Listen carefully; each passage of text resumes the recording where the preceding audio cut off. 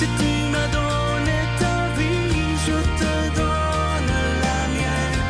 Dans le froid de la nuit, mon cœur t'appartient. Et quand la tristesse arrive, je sais tu es là, toujours près de moi. Bonjour, bienvenue dans votre émission La Victoire de l'amour. J'espère que vous allez bien cette belle journée du mois de septembre. Aujourd'hui, j'aimerais partager avec vous une expérience que je vis et j'aimerais vous inviter à faire la même chose que moi pour qu'on puisse ensemble rendre des gens heureux. Vous savez que le Seigneur nous dit dans l'Évangile, « Tout ce que vous ferez au plus petit d'entre les miens, c'est à moi que vous le faites. » Vous savez comme moi que dans notre société aujourd'hui, que ce soit au Québec, au Canada, en France ou peu importe, les gens âgés vivent souvent une extrême solitude. Souvent, personne ne les appelle, ils sont dans leur petit appartement ou dans un CHSLD, personne ne va les visiter.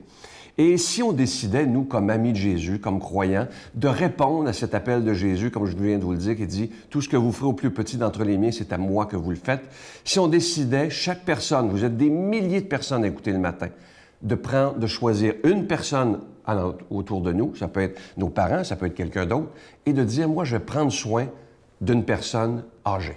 Vous savez, on entend souvent, et c'est très beau, on entend souvent qu'il faut faire beaucoup de choses pour les enfants, et je trouve ça extraordinaire.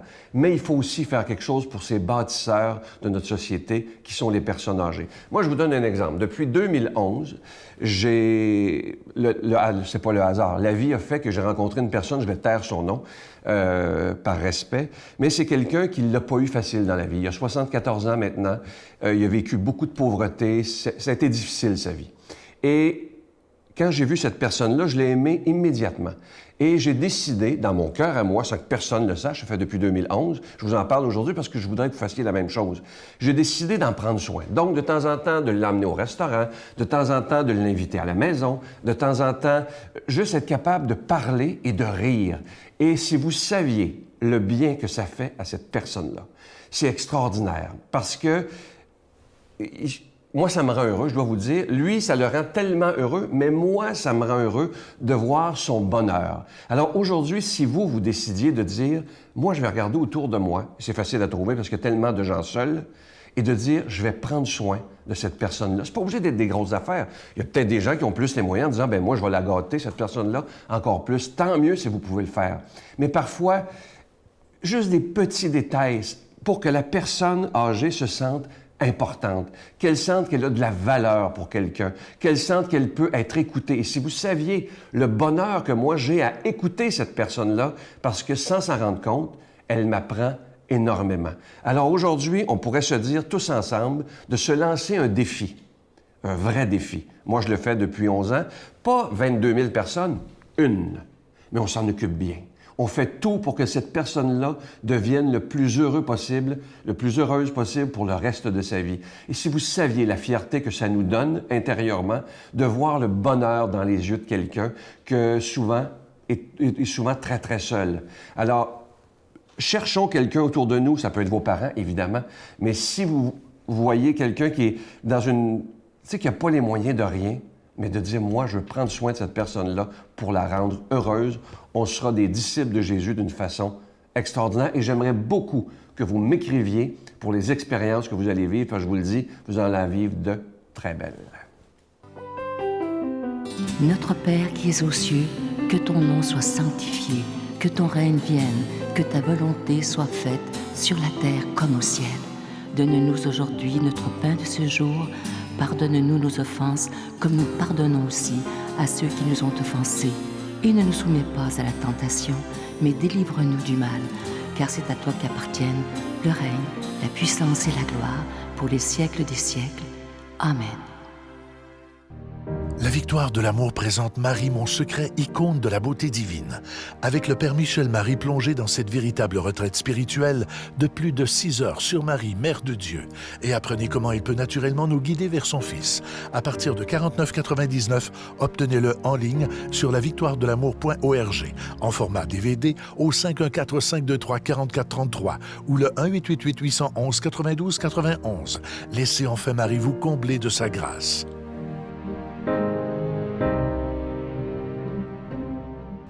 Je suis tellement heureux de vous parler de ce magnifique cadeau du mois pour le mois de septembre. Il s'agit d'une belle exclusivité de la Victoire de l'amour. Vous le retrouverez jamais en magasin. Il a été fabriqué par un artisan du Québec et on l'appelle le pendentif de la création. Regardez comment il est beau, c'est bien fait. Les détails sont tous là, c'est vraiment magnifique. C'est plaqué or et déjà béni.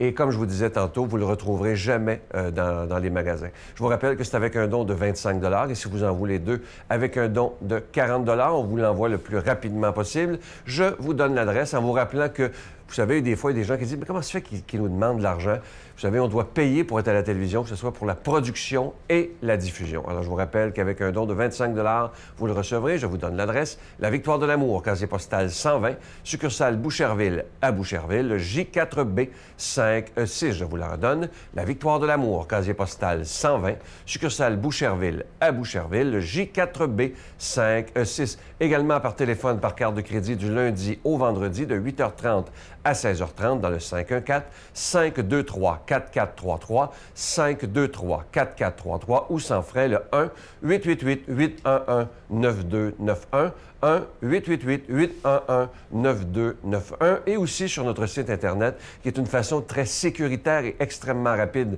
pour recevoir votre cadeau du mois. Il s'agit du www.lavictoiredelamour.org. Alors, je vous rappelle, ce cadeau du mois, une exclusivité de la Victoire de l'amour, le pendentif de la création qui est plaqué or et déjà béni. Merci de tout cœur de votre grande générosité.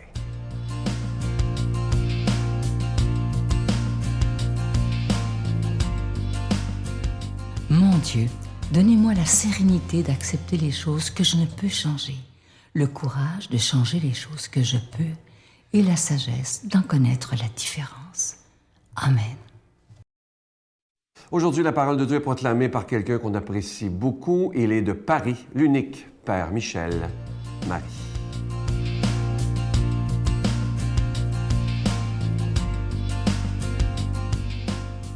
Bonjour, bonjour. Un bel évangile nous attend. Évangile de Jésus-Christ selon saint Luc. En ce temps-là, lorsque Jésus eut achevé de faire entendre au peuple toutes ces paroles, il entra dans Capharnaüm. Il y avait un centurion dont un esclave était malade et sur le point de mourir. Or, le centurion tenait beaucoup à lui. Ayant entendu parler de Jésus, il lui envoya des notables juifs pour lui demander de venir sauver son esclave.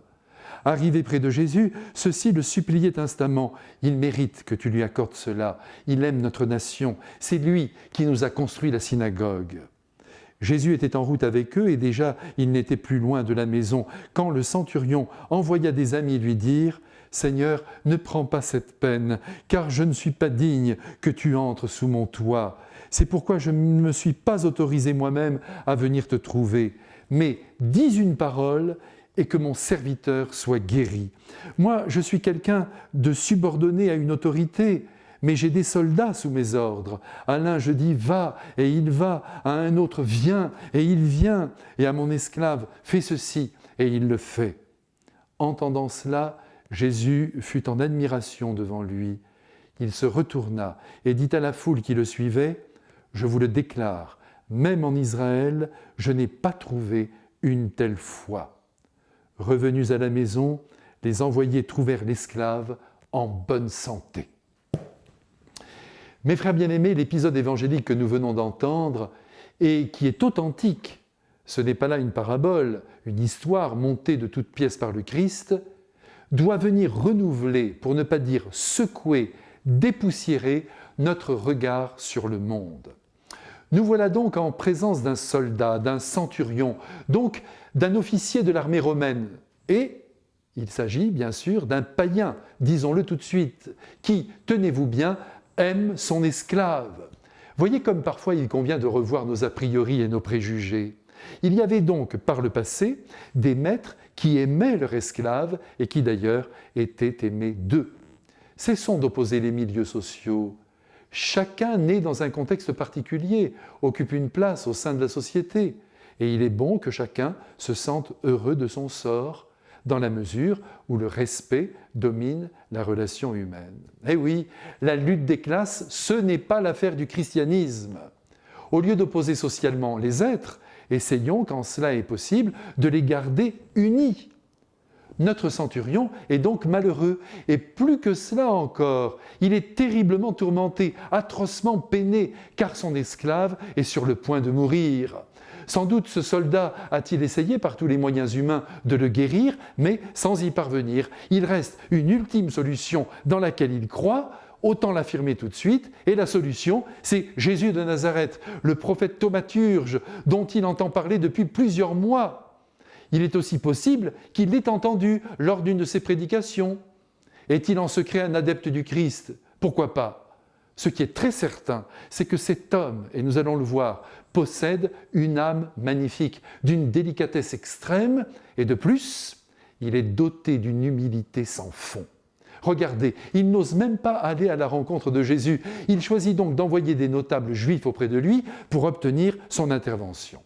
Au passage, remarquons d'ailleurs que ces derniers semblent très attachés à ce centurion qui a permis la construction de la synagogue, si bien qu'ils vont devenir des intercesseurs efficaces auprès de notre Seigneur Jésus-Christ.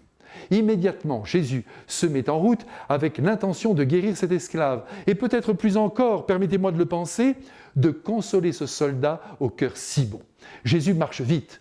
Il est maintenant aux abords de la maison de l'officier quand des gens viennent vers lui pour lui dire qu'il n'est plus nécessaire qu'il vienne, avec ce message si particulier émanant du centurion. « Ne rentre pas sous mon toit, je ne suis pas digne de te recevoir. » Mais que se passe-t-il donc chez cet homme?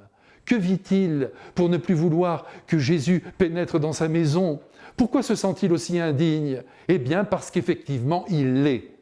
Cet homme est sans doute dans une situation qui le met en porte-à-faux avec la luminosité, avec la clarté du Christ.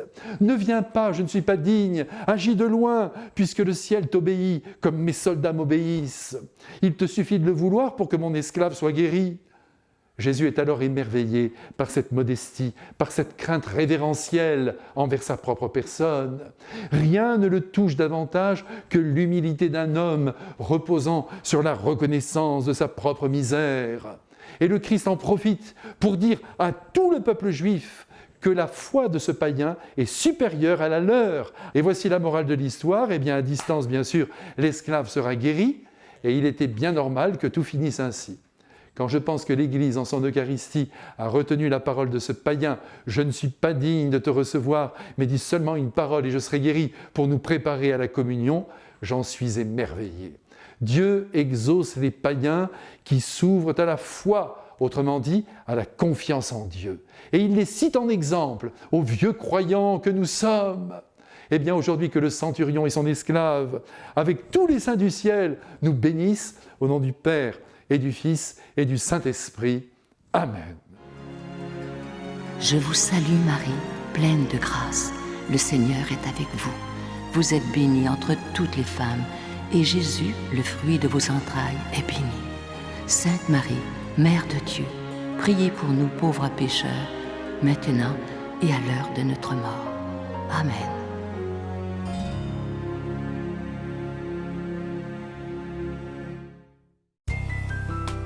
La Victoire de l'amour vous invite à venir vivre des moments inoubliables en Italie en compagnie du Père Michel Marie, Miguel Padilla, Brigitte Bédard et la participation occasionnelle de Sylvain Charon. Nous visiterons Venise, Vérone, Pise, Florence, Assise, Tivoli et Rome, la ville éternelle. Célébration eucharistique avec le Père Michel Marie. Nous assisterons aussi à l'audience générale avec le Pape François au Vatican du 1er au 13 juin 2019. Information 514-288-6077 ou sans frais 1-800-465-3255.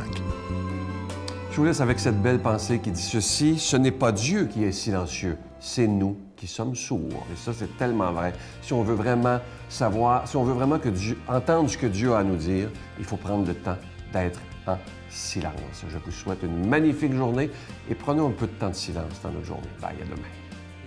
Alors que des gens aient perdu confiance, que des gens nous regardent en disant « Regarde, je ne veux plus rien savoir », je peux très bien comprendre ça. Cette confiance-là, on va devoir la reconstruire. Ça va être un lent et processus. On va devoir être évalué sur nos actes et non pas juste sur les discours. Et comment on agit de façon cohérente et avec une rigueur